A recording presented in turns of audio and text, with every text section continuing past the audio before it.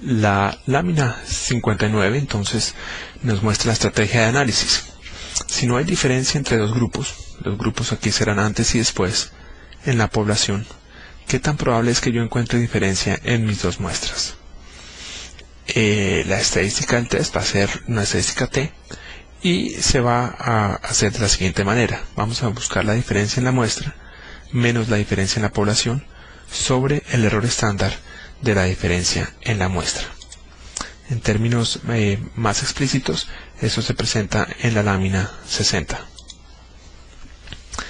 El numerador entonces sería igualmente la diferencia entre la muestra A y la muestra B y menos la diferencia en la población, en la media de la población A y la media de la población B.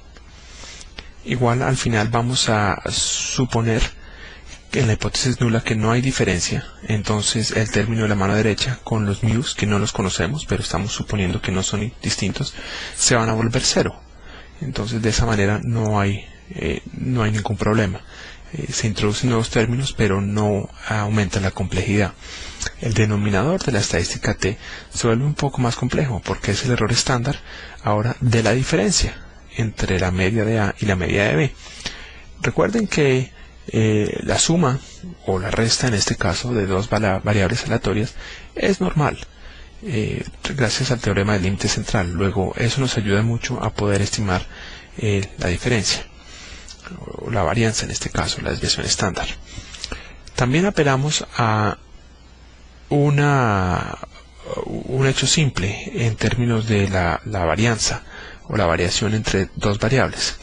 La varianza entre dos variables, x1 y x2, es lo que me muestro al principio en el inciso. La varianza de x1 más x2 es lo mismo que la varianza de x1 más la varianza de x2 más dos veces la covarianza. Pero como estas dos muestras son independientes, no están relacionadas antes y después, podemos suponer que la covarianza entre las dos es cero, es decir, que no varían juntos unos con otros. En ciertas presentaciones luego, a partir de la clase número 4, vamos a analizar la covarianza en mucho más detalle. Por ahora simplemente vale decir que entonces la varianza de x1 más x2 va a ser igual a la varianza de x1 más la varianza de x2. Y eso es justamente lo que pasa en la última línea de esta lámina, mostrando que el error estándar de x barra para la muestra A menos x barra para la muestra B es igual a la varianza o al error estándar de A más el error estándar de B. Y esos errores estándares pues van a ser la desviación estándar sobre el tamaño de la muestra de cada uno de las dos muestras A y B. La lámina 61 entonces muestra ese ejemplo. Tenemos 1055 predios antes y 874 predios después. Nuestro diseño es uno de antes y después. Mostramos también la media de antes y la media después. 73.9 antes, 80.99 después. Y la desviación estándar antes y después. Noten, la media después es más alta. Uno podría concluir, sí, ha aumentado más o menos un 10-9%. Pero no estamos tan seguros que eso sea una diferencia significativa o que pueda ser el resultado del azar. Es por eso entonces que tomamos la diferencia entre los dos, que es 7.32, y lo dividimos por, como lo habíamos hecho anteriormente en la fórmula, la desviación estándar de cada muestra elevado al cuadrado dividido por el tamaño de la muestra, es decir, 2.31, y nos da una estadística de 3.05.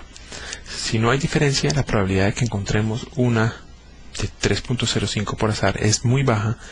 Luego podemos rechazar la hipótesis nula.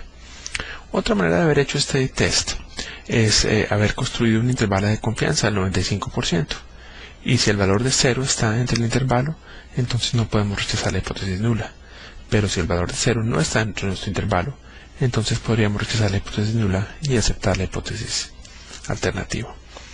En resumen, si estamos haciendo una comparación de una media muestral versus la media de la población, vamos a hacer un test Z o un test T de una muestra.